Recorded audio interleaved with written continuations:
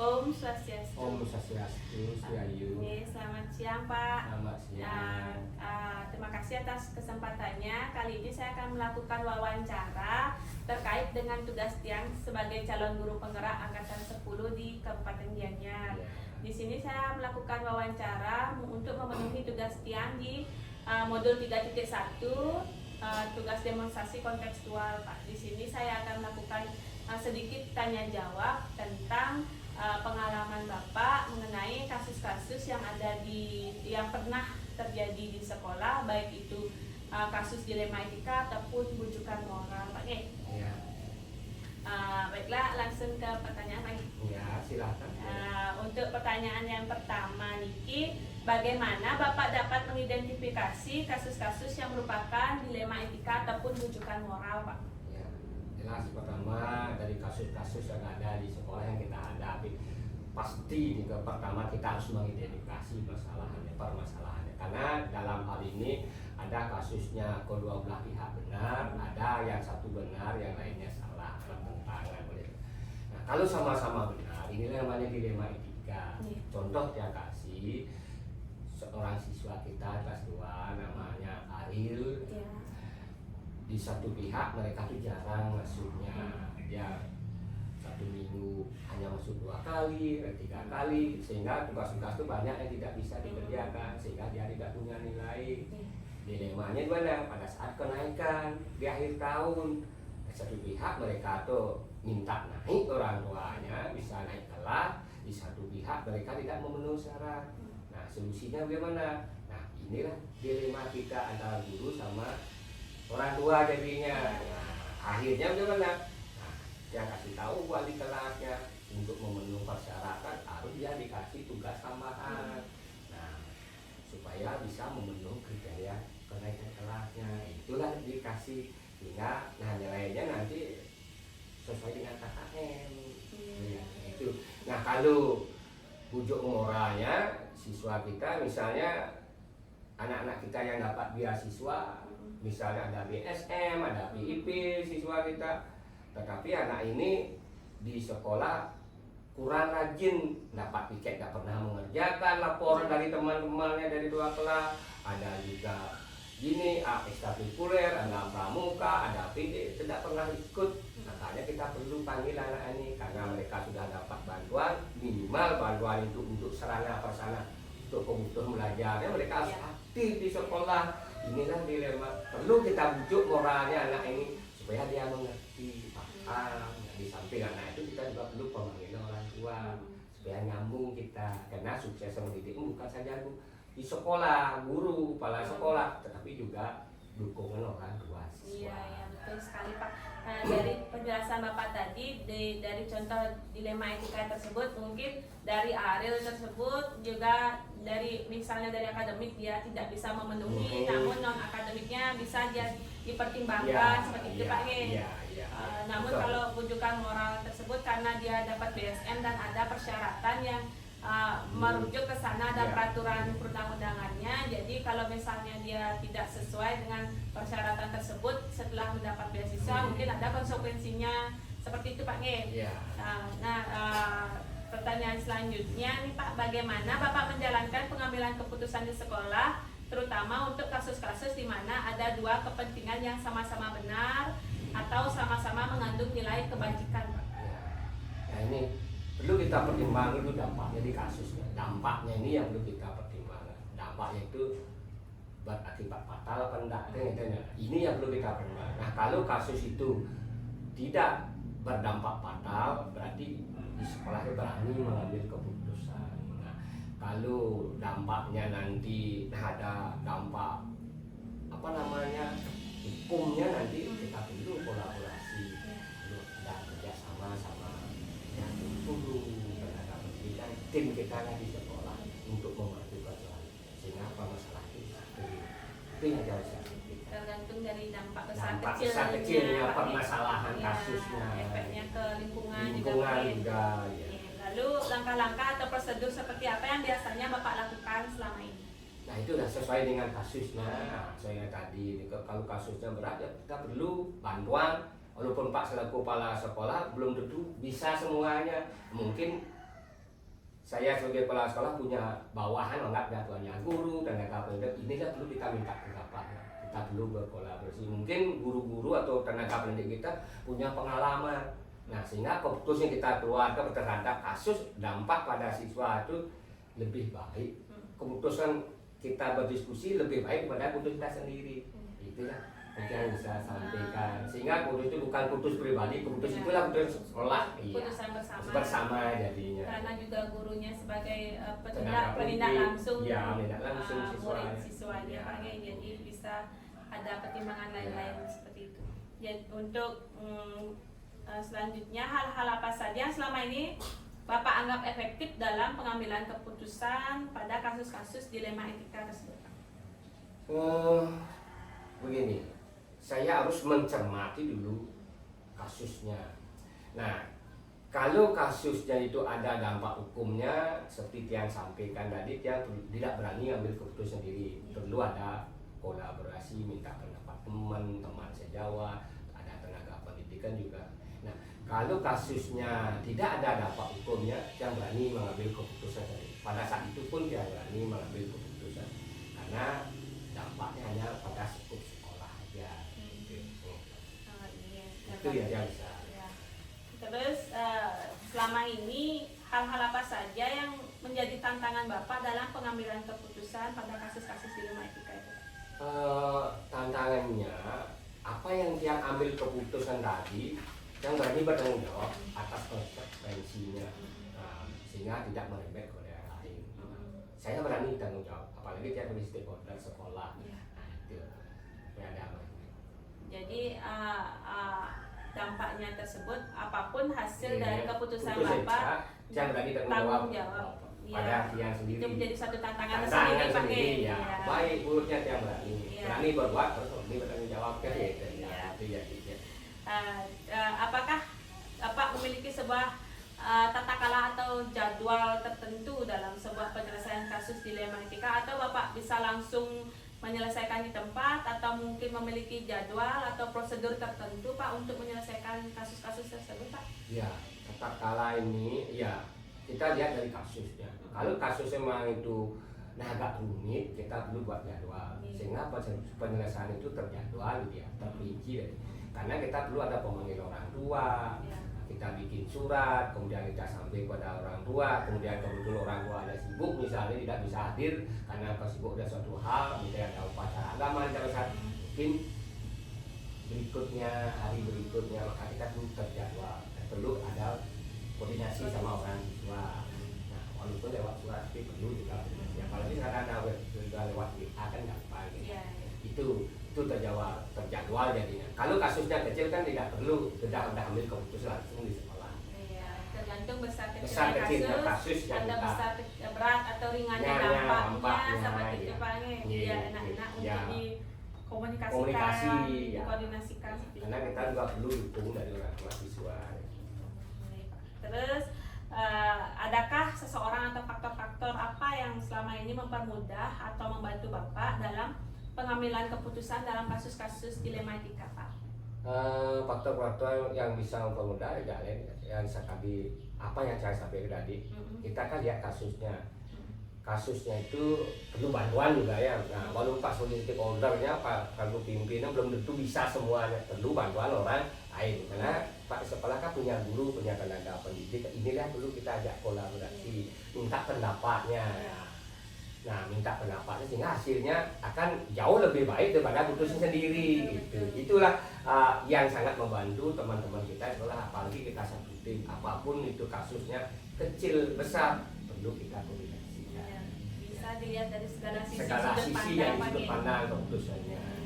Nah, untuk pertanyaan terakhir Pak, dari semua hal yang telah Bapak sampaikan tersebut, pembelajaran apa yang dapat Bapak petik dari pengalaman Bapak dalam mengambil keputusan dilema etika? Nah, pembelajarannya sudah tentu dari kita belajar dari kasus ini, ya, di mana kasus yang tidak pernah kita alami sekarang kita alami. Mudah-mudahan dengan apa yang kita putus hari ini, untuk tahun depan mungkin hari-hari esok ada kasus yang mirip atau sama, kita mudah jadi karena kita sudah punya pengalaman. Nah, memecahkan masalah. Mungkin di hari ini ada kesalahan, mungkin di tahun depan mirip sehingga pemutusan permasalahan itu lebih baik lagi, Dari- lebih terarah dia. Iya.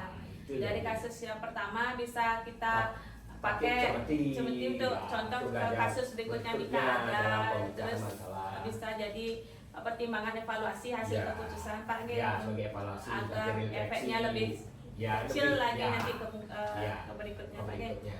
Baiklah Pak, dari pertanyaan tadi itu merupakan pertanyaan terakhir. Ya. Saya mengaturkan banyak-banyak terima kasih Bapak sudah memberi kesempatan pada saya. Bapak sudah berbagi pengalaman terhadap penyelesaian kasus kepada saya. Saya sangat terima kasih atas kesempatan sudah Bapak berikan. Ya, mudah-mudahan apa yang saya sampaikan sekedar dalam pengalaman ya, mudah-mudahan bisa membantu Sirlu dalam CGP ini ya. Betul ya. Karena tadi kita buka dengan Om Swastiastu, mari kita akhiri dengan Pramasani lagi. Ya. Om Santi Santi Santi Om. Eh, Om Swastiastu. Om Swastiastu. Selamat siang, saya I Gusti Ayu Sugiaryanti, calon guru penggerak angkatan 10 dari Kabupaten Gianyar. Pada kesempatan kali ini saya akan melakukan wawancara kepada Ibu Kepala Sekolah Ibu Ninyoman Sriati. Beliau merupakan kepala sekolah yang bertugas di SD Negeri 1 Singapadu Tengah. Di sini kita akan membahas tentang kasus dilema etika yang pernah Ibu alami, yang menjadi pengalaman Ibu yang terjadi di sekolah SD Negeri 1 Singapadu Tengah. Baiklah, selamat siang Ibu Nyoman. Selamat siang kembali Bu Gusti. Bagaimana kabarnya hari ini Bu? Ya, hari ini Astungkara baik. Semoga kedepannya lebih baik lagi. Astungkara Bu. Kali ini saya akan melakukan wawancara terhadap pengalaman Ibu berkaitan dengan kasus dilema etika yang pernah Ibu alami. Baiklah, yang pertama di sini saya akan mengajukan beberapa pertanyaan terkait kasus dilema etika tersebut. Selama ini bagaimana Ibu dapat mengidentifikasi kasus-kasus yang merupakan dilema etika atau bujukan moral Ibu? Dari kasus yang ada itu kita pilah dulu menjadi dua, ya. Ada kasus yang antara dilema etika dan yang berada dalam bujukan moral. Nah, semua itu berdasarkan antara benar dan salah. Kedua-duanya sama antara benar dan salah. Tapi dari dilema etika juga dari bujukan moral. Oh iya, baiklah kalau begitu berarti dari dilema etika yang berdasarkan benar-benar dan bujukan moral benar salah Ibu. Nggih. Selama ini bagaimana Ibu menjalankan pengambilan keputusan di sekolah Ibu, terutama untuk kasus-kasus di mana ada dua kepentingan yang sama-sama benar dan mengandung nilai kebajikan Ibu? Selama ini dalam pengambilan keputusan dalam kasus dua kepentingan yang sama-sama benar didasarkan pada rasa peduli, kasih sayang, dan sayang kepada anak, memikirkan dampak jangka panjang bagi dia dan jangka pendek bagi dia juga, pula bagi lingkungan sekitar. Ya, berarti dampak bagi kita dan lingkungan seperti itu Bu. Nggih. Ya, langkah-langkah atau prosedur seperti apa yang biasanya Ibu lakukan selama ini? Untuk langkah-langkahnya, hal-hal yang dianggap efektif itu dilakukan adalah dengan melakukan analisa kasus. Ya. Terlebih dahulu kita lihat dulu kasusnya bagaimana, melihat siapa yang terlibat di kasus tersebut, apakah itu nilai apa saja yang bertentangan dengan kasus tersebut, apa data dan fakta yang mendukung, serta melakukan uji kebenaran atau salah. Berarti Ibu beberapa melakukan analisa lebih detail lagi untuk kasus tersebut Bu. Nggih, Ya, harus dianalisa terlebih dahulu Ya. kasusnya bagaimana, dari mana, ya kebenarannya, dan itu baru serta melakukan uji kebenaran atau kesalahan. Terus hal-hal apa saja yang selama ini Ibu anggap efektif dalam pengambilan keputusan pada kasus-kasus dilema etika tersebut, Bu? Nah, mengenali bahwa ada nilai-nilai yang saling bertentangan dalam situasi ini, menentukan siapa yang terlibat dalam situasi ini, mengumpulkan fakta-fakta yang relevan dengan situasi ini, pengujian benar atau salah, pengujian paradigma benar lawan benar. Hanya itu ya yang bisa. Ya.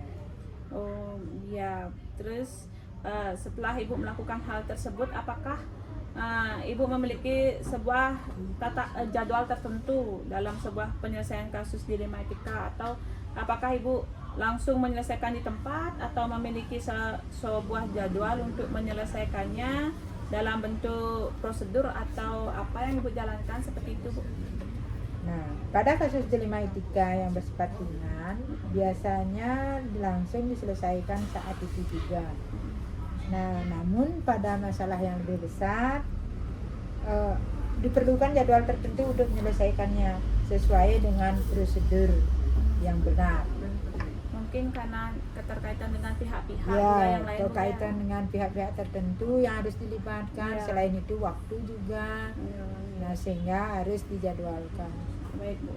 Terus adakah seseorang atau faktor-faktor yang selama ini mempermudah atau membantu Ibu dalam pengambilan keputusan kasus-kasus dilema etika tersebut, Bu? Nah, pengambilan keputusan dilakukan dengan mempertimbangkan paradigma dan proses berpikir dalam dilema etika. Yang selanjutnya dilakukan pengujian menggunakan langkah-langkah sistematis sesuai pandangan Ki Hajar Dewantara, yaitu murid akan merasakan kebahagiaan setinggi-tingginya setelah melaksanakan proses pembelajaran, atau saat ini kita menyebutnya sebagai merdeka belajar. Oh, baiklah, berarti itu semua hal yang Ibu sampaikan tersebut merupakan pembelajaran yang dapat Ibu petik dari pengalaman yang untuk pengambilan keputusan, Bung ya? Ya, Ya, jadi setiap apa yang Ibu ambil, segala keputusannya selalu dianalisis terlebih dahulu, Ya. lalu Baru ada pihak-pihak terkait juga yang dengan lingkungan sekitar. ya, karena ada dampaknya segitu, Bung ya. Ya. Saya terima kasih banyak Ibu sudah berkenan memberikan kesempatan pada saya melakukan wawancara pada hari ini. Saya sangat terima kasih banyak nih sudah mengganggu waktunya Ibu, dan sudah bisa mengizinkan saya berbagi bagaimana menyelesaikan kasus dilema etika pada sekolah di sini. Terima kasih kembali atas kesempatannya memberikan kepercayaan untuk diajak sedikit berbincang-bincang, walaupun itu tidak tentu benar, tapi minimal kita dapat berbagi. Iya, Ya, betul, kita betul, bagi kembali pengalaman berbagi sesuai dengan sikon ya. juga nih, Bung. Ya, Baiklah, sebelum kita kesan-kesan dari Ibu, jadi kita tutup dengan Krama Santi, Bung. Ya. Om Santi Santi Santi Om. Om Swastiastu. Om Swastiastu. Perkenalkan, nama saya Rizky Sugiaryanti. Saya calon guru penggerak Kabupaten Gianyar angkatan 10. Pada kesempatan kali ini terkait dengan tugas CGP demonstrasi kontekstual modul 3.1 pengambilan keputusan pemimpin, apakah Ibu bisa meluangkan waktu kira-kira 20 menit untuk wawancara terkait hal tersebut? Ya, pastinya bisa. Terima kasih, Bu. Ya. Baiklah, di sini saya akan pada kesempatan kali ini saya akan mewawancarai Ibu Iko Mamintari. Beliau merupakan kepala sekolah SMK Pariwisata Budaya Bedulu. Baiklah, Bu, sebelum saya ke pertanyaan nih, terima kasih atas waktunya yang sudah diberikan kepada saya. Bagaimana kabar Bu hari ini? Sudah dong, baik. Iya. Ibu bagaimana? Sekarang Bu baik, sedikit tegang karena Iya. saya menghadap Waktu kepala lele, sekolah di sini. iya. Baik sekali. Baiklah, di Karena hari ini hari Sabtu harus bisa. ya Santai lah. santai, Bu. Ya. Harus jangan tegang-tegang.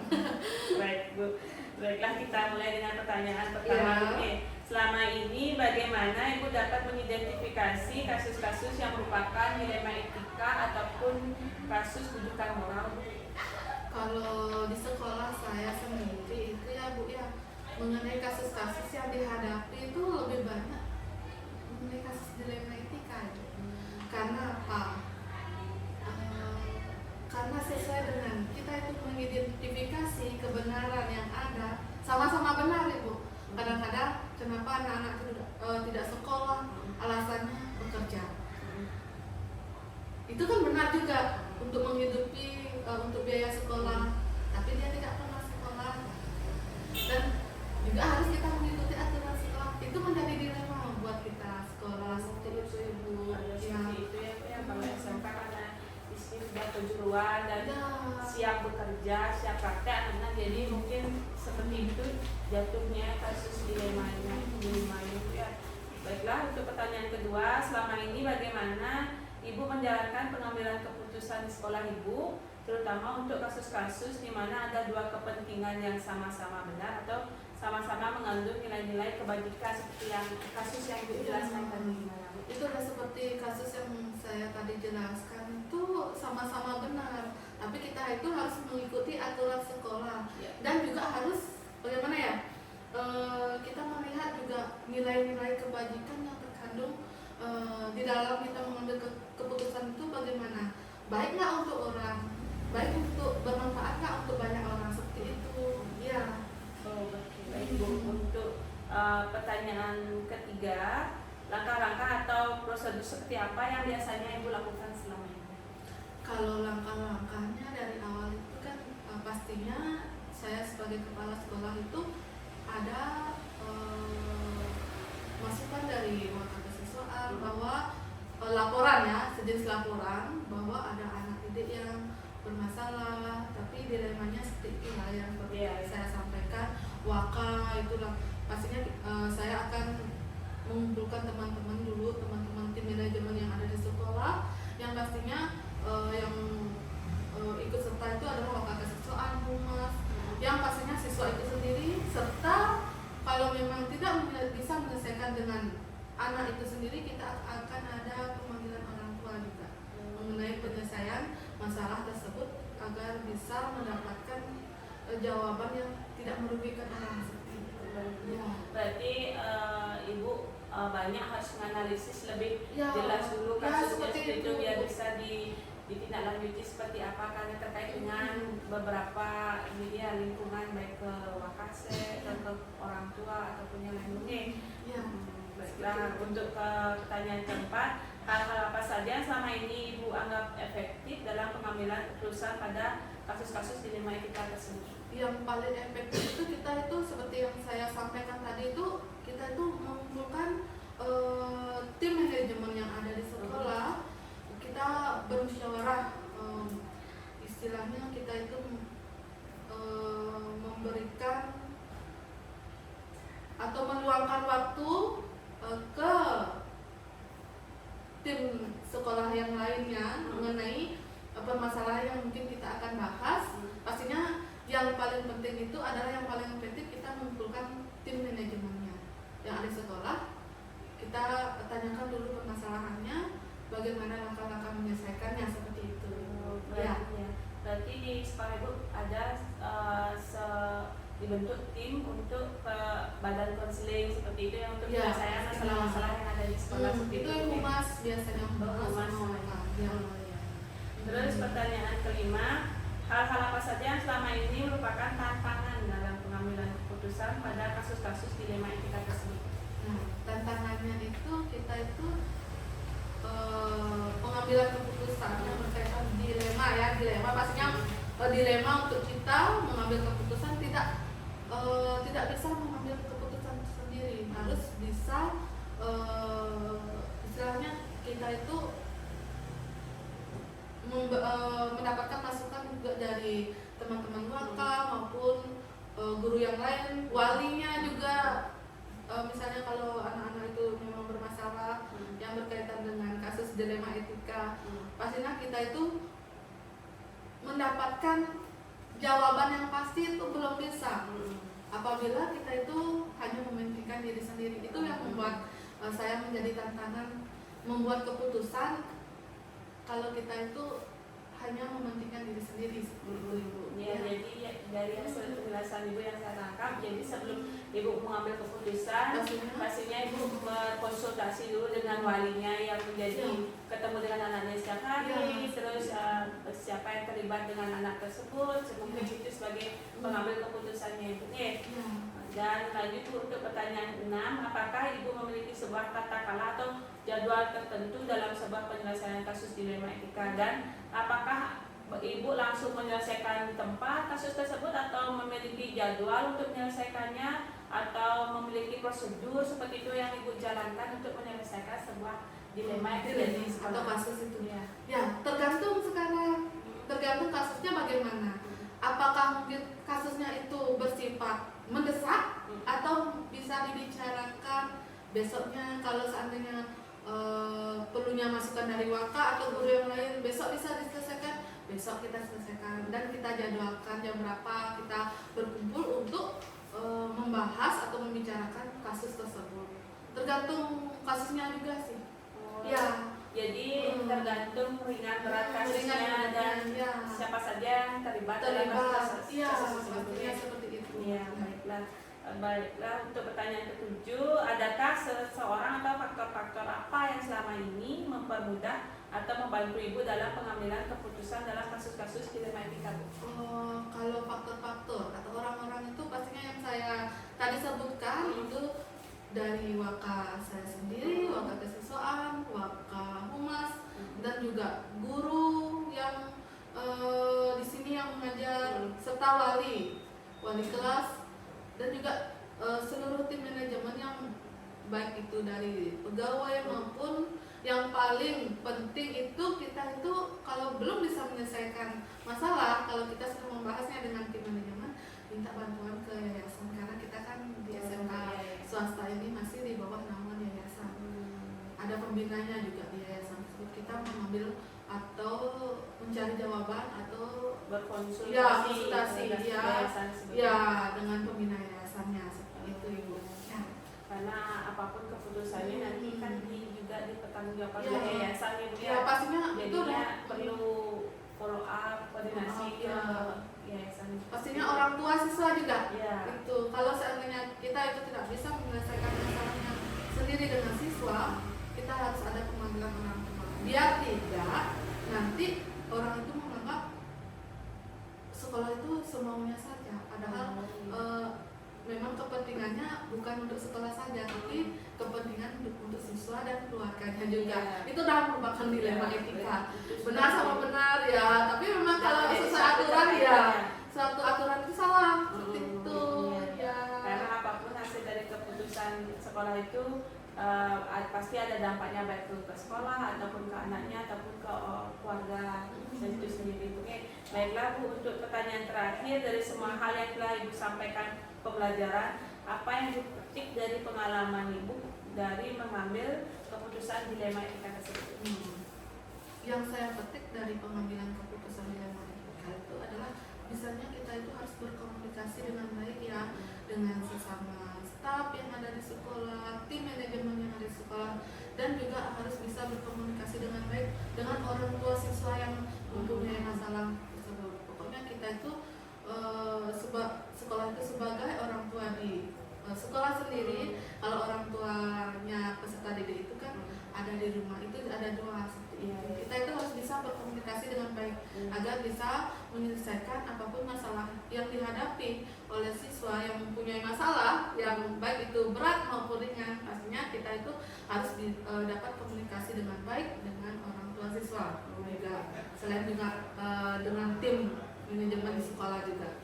Baiklah, dari hasil yang Ibu paparkan tadi, saya kira kunci utamanya dari kolaborasi yang bagus itu komunikasi yang baik dari segala arah, entah itu dengan orang tua, dengan anak, dengan tim kita yang di sekolah, ataupun dengan atasan kita ataupun yayasan seperti itu. Oke, baiklah, terima kasih banyak.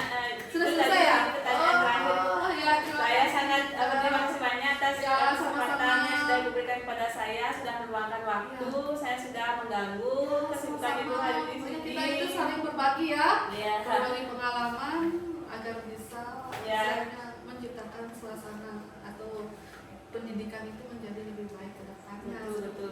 Ya, itu ya. Jadi perlu adanya sharing pengalaman, praktik baik yang sudah Ibu lakukan untuk dalam menyelesaikan kasus yang sudah Ya, yang terjadi di sekolah. mudah-mudahan dapat terselesaikan dengan baik karena kan anak-anak itu karakternya itu beraneka ragam. Ya, Sulit. Karena semua Ya, dilandakan ya, ada bukan bantuan komunikasi dari juga ya sama ya. orang-orang